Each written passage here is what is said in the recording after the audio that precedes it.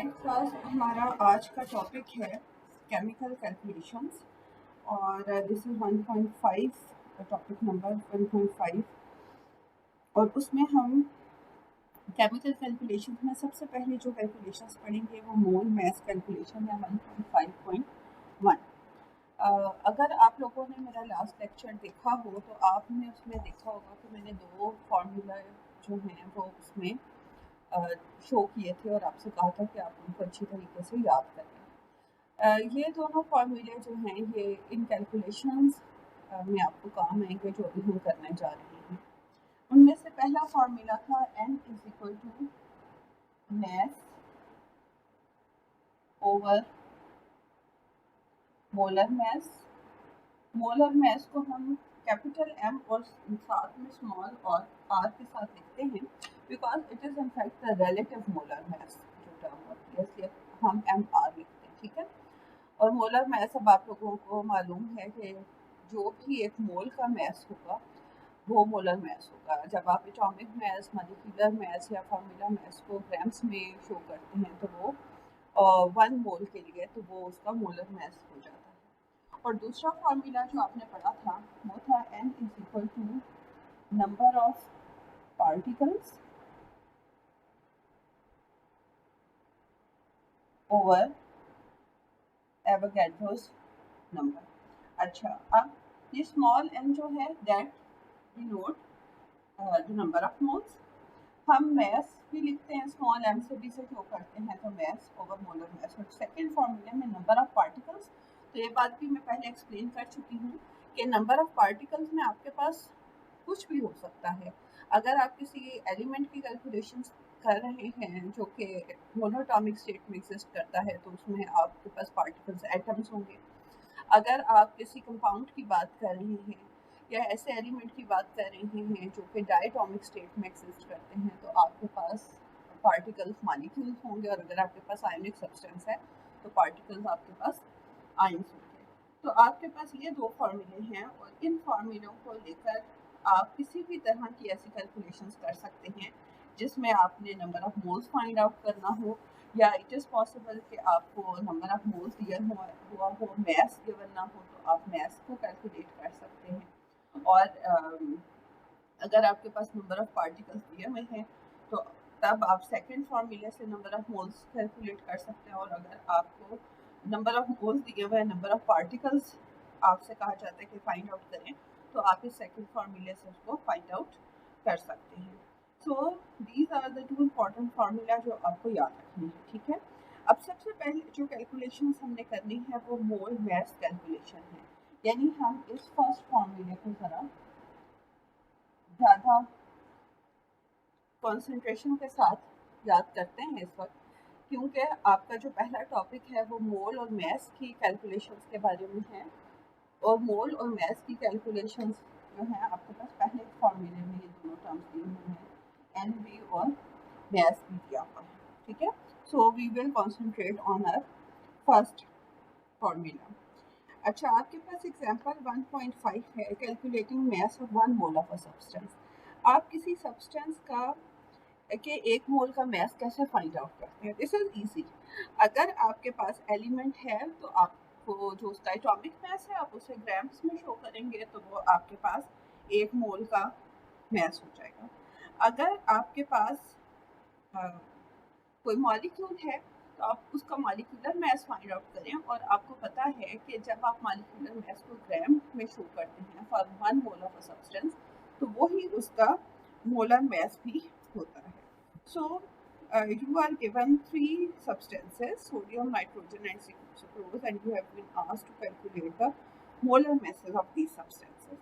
So, सबसे पहले तो आप सोडियम की ही बात करते हैं। ठीक है, अब अगर आपको वैसे तो मैंने अपनी क्लास से कहा हुआ है कि फर्स्ट 20 एलिमेंट्स के आपने एटॉमिक मैसेज याद करने हैं, एटॉमिक नंबर्स भी याद करने हैं, एटॉमिक मैसेज भी याद करने हैं। लेकिन अगर आपको अभी याद नहीं है तो आप पीरियोडिक टेबल खोलें और उसमें से देखें कि सोडियम का एटॉमिक मास कितना दिया हुआ है।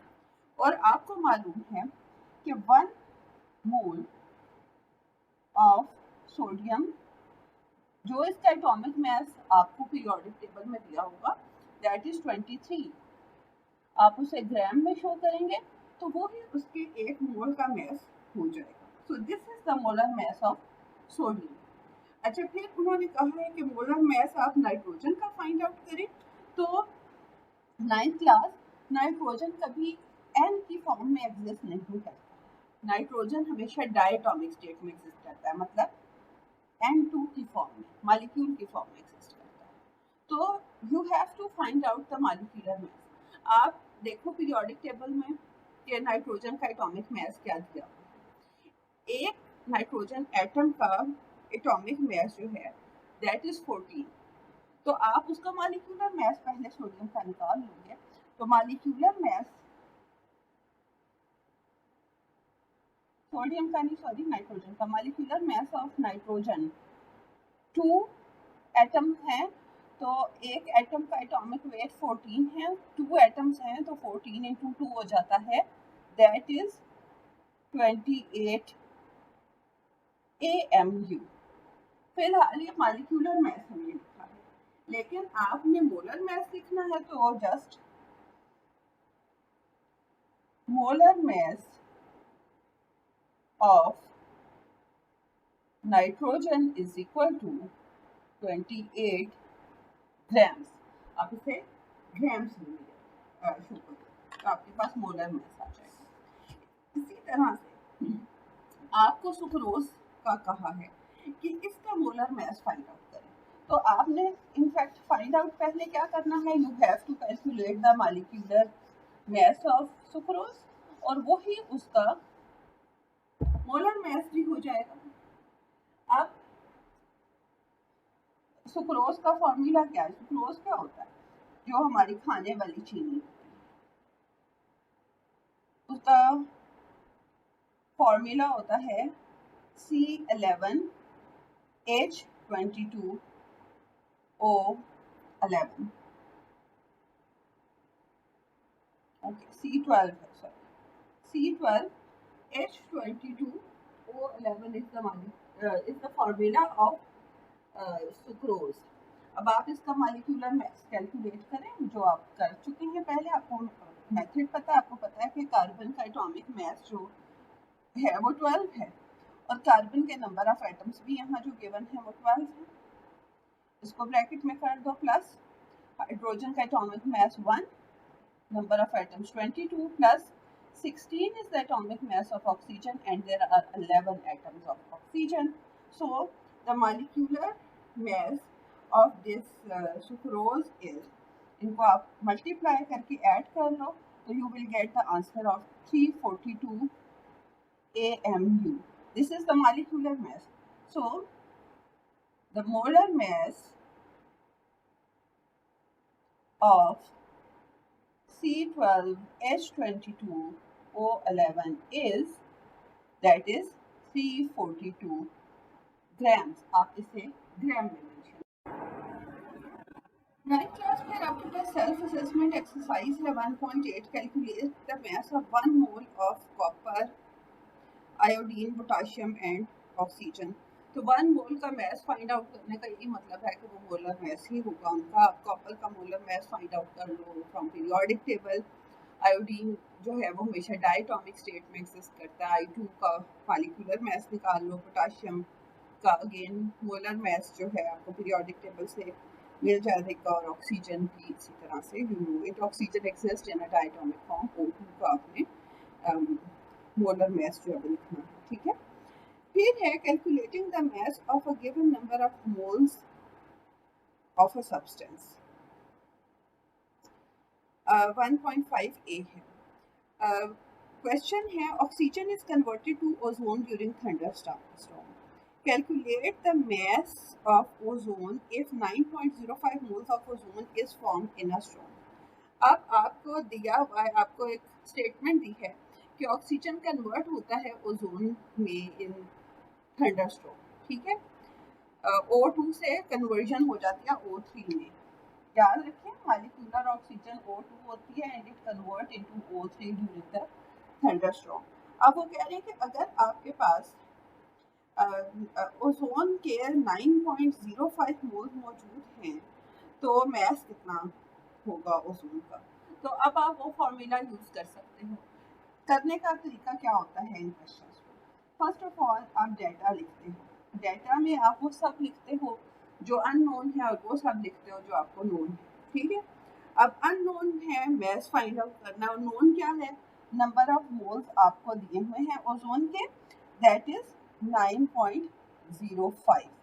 मैस कैलकुलेट करना है और फॉर्मूला अब आपको याद है, n is equal to mass over molar mass. तो आपको ओजोन का मोलर मैस भी मालूम होना चाहिए।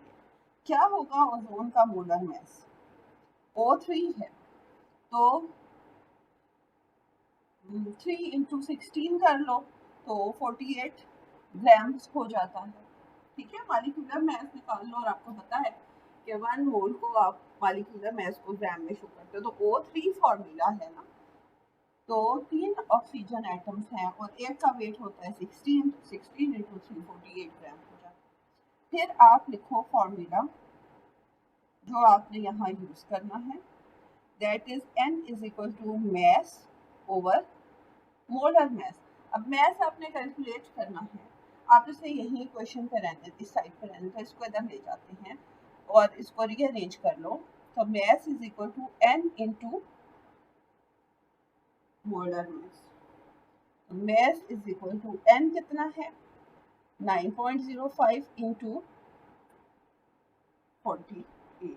तो आपके पास आंसर आ जाएगा 434.4 ग्राम्स।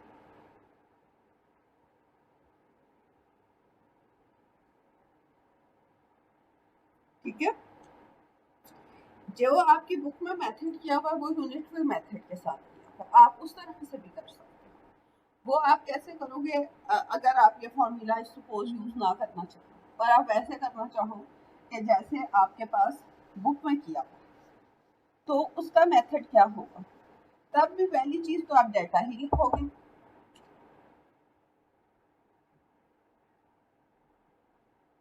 मैस कैलकुलेट करना है, n दिया हुआ 9.05 मोल्स और मोलर मैस आपने निकाल लिया 48 ग्राम। तो आप इसे सॉल्व कैसे करोगे? अब आप यहाँ फॉर्मूले की जगह सोल्यूशन लिख दो, वहां पे भी आप सोल्यूशन भी लिख सकते हो। आपको पता है कि 48 ग्राम्स जो है वो 1 मोल का मैस होता है। 1 mole of O3 is equal to 48 grams. So 1 मोल की जगह अगर 9.05 मोल्स हो ऑक्सीजन के, तो यूनिटरी मेथड में क्या होता है? ये वाला फिगर जो यहाँ लिखा होता है और जो यहाँ है ये मल्टीप्लाई हो जाता है और ये डिवाइड हो जाता है। तो 1 पे डिवाइड हो जाएगा तो उसका तो कोई मतलब नहीं है, असल में ये यही होगा मल्टीप्लाई। तो आपके पास आंसर आ जाएगा 9.05 of ozone is equal to 434.4 grams of ozone. So you can use both the methods. Both are correct. आप फॉर्मूला भी यूज कर सकते हैं और आप यूनिटरी मेथड भी यूज कर सकते हैं, जो आपको आसान लगे आप वो इस्तेमाल करें। ठीक है, फिर next example 1.6। When natural gas burn, carbon dioxide is formed. If 0.25 moles of carbon dioxide is formed, what mass of carbon dioxide is produced? अब फिर मोल और मैस का रिलेशनशिप आता है और आपने अगेन मैस कैलकुलेट करना है। अच्छा, जब आप ये क्वेश्चंस करें तो आप क्वेश्चन को बहुत ध्यान से पढ़ें। अगर समझ नहीं आता तो रिपीटेडली और प्रॉपर डेटा लिखेंगे तभी आपके पास प्रॉपर सोल्यूशन आएगा, वरना आप मिस्टेक करोगे। ठीक है, देखें यूजुअली केमिस्ट्री के क्वेश्चंस में इनिशियली कोई स्टेटमेंट लिखी होती है जिसको जो आपकी इंफॉर्मेशन के लिए जस्ट होती है, जैसे when natural gas Burns carbon dioxide is form. ठीक है, अब नेचुरल गैस होती है मीथेन CH4, लेकिन इस क्वेश्चन में उसका कोई काम नहीं है, लेकिन आपको एक इन्फॉर्मेशन दी है कि मीथेन को बर्न करते हैं तो कार्बन डाइऑक्साइड बनता है। वो कह रहे हैं कि अगर आपके पास 0.25 मोल्स हो कार्बन डाइऑक्साइड के, जिसको जो फॉर्म हुए हैं, यानी 0.25 मोल्स अगर प्रोड्यूस हो रहे हैं, तो मैस कितना होगा कार्बन डाइऑक्साइड का? तो आप डेल्टा लिखो ताकि आपको समझ आ जाए कि क्वेश्चन बेसिकली क्या। आपको नंबर ऑफ मोल्स दे दिए हुए हैं जो कि हैं 0.25 मोल्स, और आपसे पूछा गया है कि कितना मैस है प्रोड्यूस हो रहा, और आपको क्या चीज़ और चाहिए, you required molar mass as well. ठीक है, अगर आप वो फॉर्मूला यूज़ करते हो तो आपको पता है उसमें एमआर है। वैसे भी अगर आप यूनिटरी मेथड में यूज़ करते हो तो आपको 1 मोल का मैस पता होगा, तो आप 0.25 मोल्स का मैस निकाल सकते हो। Molar mass of carbon dioxide कितना होता है?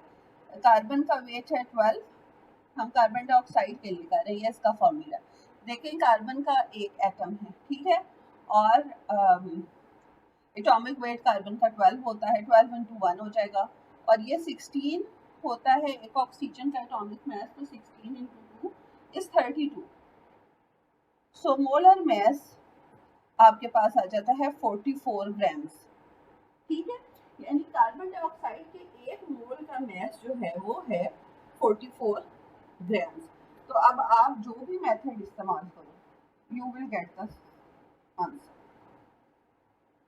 क्या कर सकते हो, आपको पता है कि 1 मोल of carbon dioxide weighs 44 grams. So if you are having 0.25 moles of carbon dioxide, so 44 multiplied by 0.25 divided by 1 होता है, तो वो काउंट नहीं करें, मतलब उसका कोई फायदा नहीं है, एक ही बात है। Your answer is 11 grams of CO2। ठीक है, अब आप ये चीज अगर यूनिटरी मेथड से आपकी बुक में ऐसे किया हुआ है, दैट इज करेक्ट। आप ये फॉर्मूला यूज करो n is equal to mass over molar mass, तो भी आपके पास यही आंसर आएगा। क्यों? क्योंकि आपने मैस कैलकुलेट करना है और n भी गिवन है और एम आर भी आपके पास है। तो आपकी इक्वेशन बन जाएगी m is equal to n into M R. तो mass is equal to n is 0.25 into 44, तो वही चीज आ गई। तो ये ना करना कि इसके नीचे आप ये करने बैठ जाओ। मैं आपको दोनों मेथड्स बता रही हूँ, और इसमें से जो मेथड आपको इजी लगता है आप वो मेथड यूज करो। अगर आपको ये फॉर्मूला यूज करना इजी लगता है तो just use this formula to calculate your answer. ठीक है, अच्छा, अब आपके पास यहाँ पर आपने मोल्स आपको गिवन थे और आपने मैस कैलकुलेट किया। अब अगर आपको मैस गिवन हो ग्राम्स में, तो आप उससे मोल्स कैसे फाइंड आउट कर सकते हैं? यह कोई बहुत मुश्किल बात नहीं है। मतलब यहाँ पर आपने यही फॉर्मूला जो है ये आपने यूज किया मैस कैलकुलेट करने के लिए, एम के लिए। अब अगर एम गिवन हो तो आप एन कैलकुलेट कर सकते हो इसी फॉर्मूले से। ठीक है, so there is not much difference in the two, and you should not be confused while solving such questions. 1.7 examples है, how many moles of each of the following substances are present। अब A इसका part देखेंगे, moles आपने calculate करने हैं, वो आपको उन्होंने बता दिया। A balloon filled with 5 grams of hydrogen, तो